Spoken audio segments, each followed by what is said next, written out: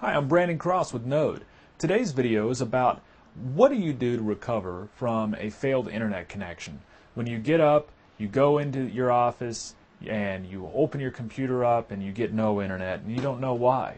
So this is a video that's just a little bit of common computer networking survival that everybody's going to run across this situation at some point. The first impulse is to pick up the phone, call the IT guy. Sometimes it's you can't do that, and sometimes you just need to be able to look at a couple of things and maybe understand it a little bit, and you can figure it out. So that's what this video is going to cover real briefly here, real quickly. I'm going to break down right now what makes up your network and the pieces that connect you from your computer to the internet. Let's start with your computer. So you're at your computer, you open up your web browser, and your web browser tries to get out to the internet. The first thing that your computer needs to do is establish a connection to the device that puts the internet into your building. Now there may be some things in between that device though and your computer that you need to be aware of, because these are points of failure that you have to know about and you have to be able to just glance at and look at and examine in a real basic way and tell, well, is it powered on? Are lights doing unusual things on it? So these are telltale signs. Typically your computer is going to be plugged into some kind of router. So let's say this is a router.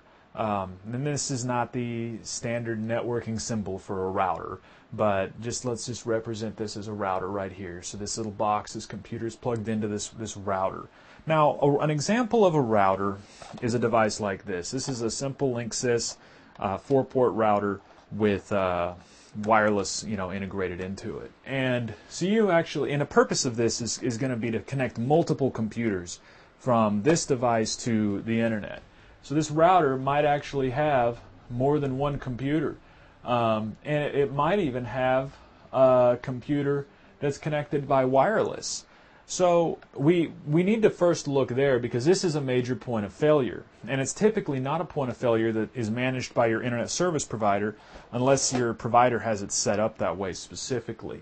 So if we look at the next device that is on your network, it's probably going to be the modem from the internet service provider. Now the modem is going to usually be connected directly to the internet.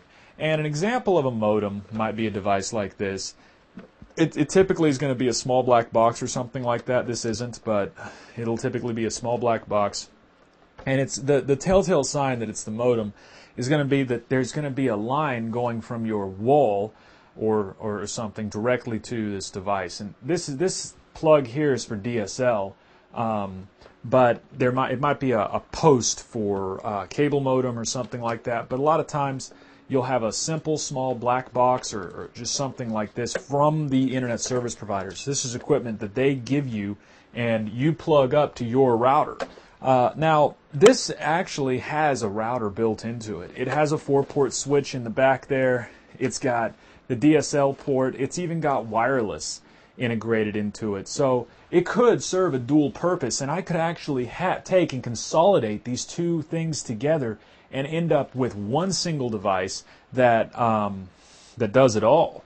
Now, why would you not want to do that? In some cases, you need a device that has special features that you can manage for your business that allow you to connect remote workers to it and different things like that. There's various reasons that you might have two different boxes that are connected together, which are giving you access to the internet. The problem that you run into with this, though, is that now you have 2 points of failure. You have more moving parts. I'm a big fan of reducing the moving parts. I've always said the less moving parts that you have, the more stable that you're going to be.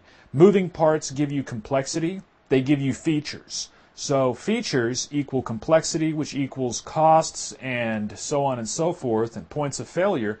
But the less features that you have, the more simple your network is. And by minimizing those features that you don't need, you can produce a more stable network. Sometimes networks get over-engineered with features that aren't ever used, and it's just as a waste because they just get to be very complex. So by simplifying it, and instead of using something like this and that other device there, using like AT&T's UVerse box here is actually real nice, because It's the wireless, it's the phone system, it's the cable box, it's the network, and it's everything. I mean, back here we have, it starts with the cable TV, USB directly to a computer if somebody wanted to just plug this box right up to their PC and have it access the internet that way, and then the computers that can be connected, and then additional devices like telephone systems and things that go into this that enabled expanding the business out, or the usage of it out. So when you actually are looking at these devices, you need to figure out where the point of failure is. Is the point of failure on your computer? Easy way to tell, reboot. Just reboot. A reboot typically will fix most problems that are caused by some little glitch in the network. Now sometimes that won't fix it, but if you don't reboot, then you might be barking up the wrong tree. So do that first. When you reboot it, your computer does a fundamental important thing. First off, it clears out all the other sessions of your web browsers and programs that might have locked up your ability to access the internet, but it does another thing. It makes your computer ask your router for a new address on the network. Sometimes your address on the network vanishes into nothing. It gets zeroed out because your address is typically received from this router. So the router typically provides the address to the individual computers so that they're specified on the network and they can talk across the system. Now, if it loses the address, then that needs to be brought back in, and so typically it'll be renewed. Now, if this device is down, for example, and this computer reboots, it will lose its address and it won't be able to get back online. That'll cause a problem. And so you actually need to be very careful when you're looking at these problems to just start with the reboot here, and then if that doesn't fix it, okay, well, let's look at the next step of the chain here. Let's see about the router. Well, the router may be powered down. Maybe the cable between your computer and the router isn't linked up correctly. You'll always know that the cable is linked up correctly because there's lights on the front of everything that has a switch in the back is what this is called. This is called a switch. Anything that's got a switch, these kind of ports, also has a set of lights that correspond to the ports. All right? So if the light is on, that is called a link light. And if you have a link light, that means that the computer network cable is plugged into another network jack, and they are linked up, and this connection is true. So if you have a link light between here and here, then you know immediately, probably okay.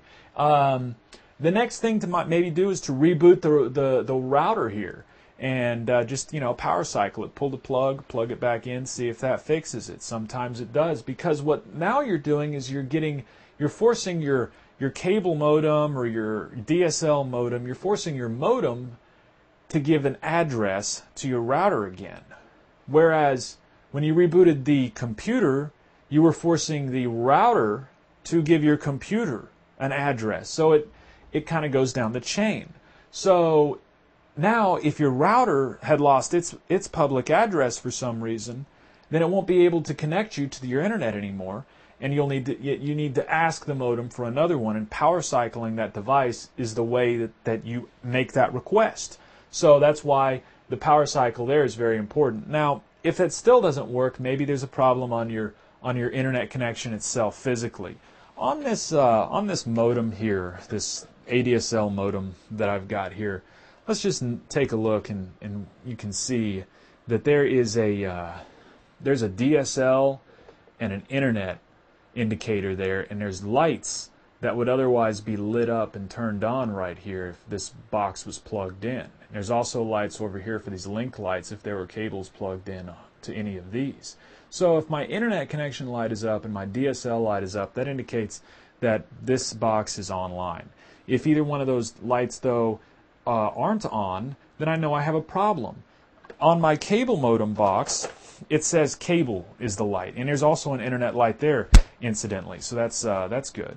So what I do is I'll take a look at the modem and see if the light that indicates I'm connected to my internet service provider is physically on. If it's not, then I know, or if it's blinking, or if it's behaving in a strange way, I know immediately that my connection is not coming from the internet to my modem. So I know that there's a problem right here. Now, once I identify that, then I can tell the internet service provider, I'm not getting any internet to my modem or something like that. And they might say, oh, well, it's because of X, Y, or Z. Well, there's construction going on down the street. Yeah, we've had some service outages. Okay, great.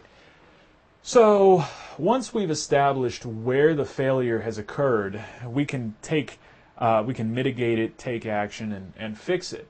By calling the ISP, they can tell us where that problem is. But if the problem is on this side of the modem with the router or any of the physical interlinks between the computers themselves, the ISP is not going to really help us with that. They're going to say, figure it out on your own. And that really comes down to, okay, well, let's make sure the cables are plugged in. Let's check the link lights. Those are some real basic things that people can do when they're trying to troubleshoot their networks and find some real simple answers to these problems.